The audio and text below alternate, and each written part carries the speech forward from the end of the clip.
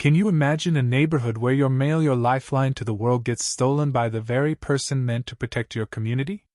That's exactly what happened to me when I moved to Willow Creek Estates, dreaming of a quiet retirement after 30 years in the military. I thought I'd found the perfect spot: tidy lawns, peaceful streets, and just enough space to breathe. But I hadn't counted on Deborah Hensley, the HOA president with a vendetta and a knack for making my life hell. It started small, as these things often do. I hung a modest American flag by my front door, a simple nod to my CRVYC, nothing flashy. The next morning, a notice was slapped on my door. Flag VYOLATS HOA Section 4.3. Remove immediately. I was baffled. I'd pored over the bylaws before buying the house, and there wasn't a single line banning patriotic displays.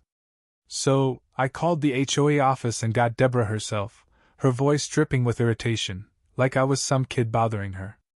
"Mr. Thompson," she sighed. "Willow Creek has standards. Your flag's in an unapproved spot. File a request with the Architectural Committee." Her tone screamed she'd already judged me guilty. I played by her rules, submitted the paperwork, and waited. 2 weeks later, a denial landed in my mailbox, no explanation, just a cold "rejected." Then things got personal. I ran into Deborah by the community mailboxes, and she gave me this smirk, like she was savoring my frustration. I started to suspect it wasn't just the flag. It was specifically my veteran status. One chilly morning, I threw on my old CRVYC jacket to grab the mail, a habit from years of early reveille. Deborah was out walking her tiny, barking dog, and she froze, staring at me like I'd spat on her lawn. "We don't do that here," she snapped, flicking her hand at my jacket. "This isn't a military base. It makes people uncomfortable." I was floored. In all my years, I'd never met someone who thought a CRVYC jacket was offensive. From there, it was a steady drip of harassment. Citations piled up. My grass was a half-inch too tall, my trash can lingered at the curb 30 minutes too long, my mailbox was the wrong shade of beige. I fixed each one, hoping to keep the peace. But then my mail started vanishing. At first, I chalked it up to postal glitches, a missing bill, a late package. But when my Veterans Affairs checks didn't show for 2 months straight, I knew something was off. The VA confirmed they'd sent them. The local post office suggested I file a report, and the clerk I spoke with looked uneasy. "Mr. Thompson, you're not the first from Willow Creek to complain," she said, her voice low. I started checking my mailbox daily, right after the mail truck left. Some days, it was empty, strange for a retiree, with bills, VA letters, and family updates. Guys in my veteran support group mentioned sending me birthday cards and care packages, none of which ever arrived. The final blow was a certified letter from my daughter, stuffed with photos of my new granddaughter. Tracking showed it was delivered, but it never reached me. That's when my neighbor, Carlos Mendez, approached me one evening as I sat on my porch, his face tense. "Sir, you need to see this," he said. Carlos had put up a security camera after his kid's bike got stolen. He pulled up footage on his tablet, and my jaw dropped. There was Deborah, in broad daylight, opening my mailbox, sifting through my letters, and pocketing some in her oversized purse. He had clips from 3 different days, plus one showing her dumping envelopes in the park's trash can. "I wasn't sure at first," Carlos said, shaking his head. "I thought she might be delivering something, but then I saw her tossing stuff. I was livid. This wasn't just petty HOA nonsense, this was a federal crime." That night, I called the police non-emergency line and laid it all out. The officer patched me through to a detective the moment I mentioned mail theft. The next morning, Detective Alvarez showed up, her face grim as she watched the footage.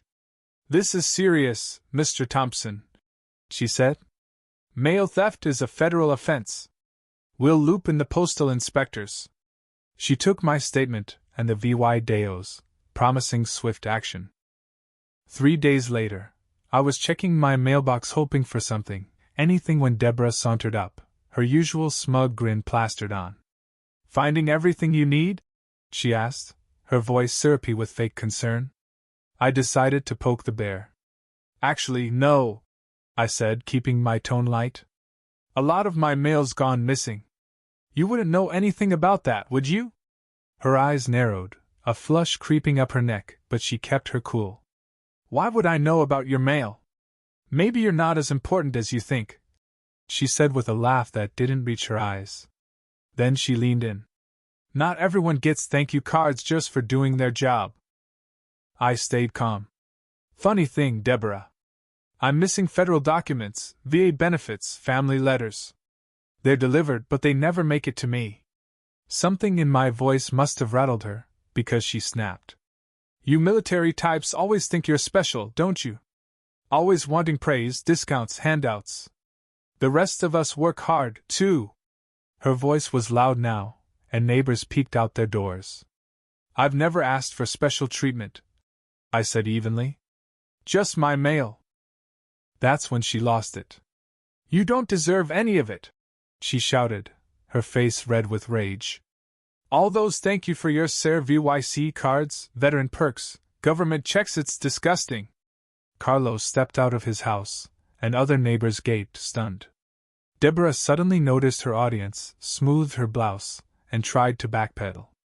I'm just saying your mailbox doesn't meet HOA standards, she said, her voice shaky. That's not what you said, Carlos cut in, his voice steady. We all heard you. Deborah shot him a venomous look, spun on her heel, and stormed off. 2 days later, Detective Alvarez called. We've got her, she said. Postal inspectors searched Ms. Hensley's property and found stacks of your mail, plus others. She's on camera dumping letters in public bins. She's in custody now. I felt no thrill, just relief. Minutes later, sirens wailed outside. From my window, I saw police cars, lights flashing, and Deborah, hands cuffed, being led to a cruiser. This is outrageous, she yelled. I'm the HOA president. I was protecting our property values. She spotted me watching. He's the problem, she screamed, jerking her head toward me. People like him ruin neighborhoods. The officer shut the car door, silencing her. Neighbors gathered, and Carlos was the first to reach me, shaking my hand. I'm so sorry, sir. We had no idea. Others followed, introducing themselves, offering help. Many admitted Deborah had bullied them too, but they'd stayed quiet, scared of her power. The next week, the postal inspector returned over 60 pieces of my mail via letters, bills, birthday cards, my granddaughter's photos. The HOA board, now without Deborah, held an emergency meeting and issued apologies to me and others she'd targeted. Then the story blew up. A local reporter got wind of it, and soon it was on national news. A state senator saw the coverage and recognized me from a rescue mission I'd been part of 25 years ago, SAVYing his son's unit in Afghanistan. The attention was overwhelming for a guy who just wanted a quiet retirement. At Deborah's hearing, the EVY Denke was airtight. VY Deos, recovered mail, witness statements, her own outburst. Charges piled up: mail theft, obstruction of correspondence, harassment, CIVYL rights violations. The judge set bail at due law $50,000 and took her passport. But I was just enforcing the rules, Deborah stammered as the bailiff led her away. I was protecting our community. Nobody bought it.